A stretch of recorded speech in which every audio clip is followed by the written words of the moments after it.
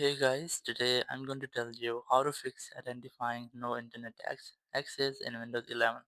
If you're using Windows 11 and you're facing the issue that whenever you try to connect with a network, you might see the identifying error and you haven't any internet access.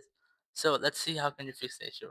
So this the perfect fix to fix this issue is just click or press Window plus R from your keyboard or right click on this start button.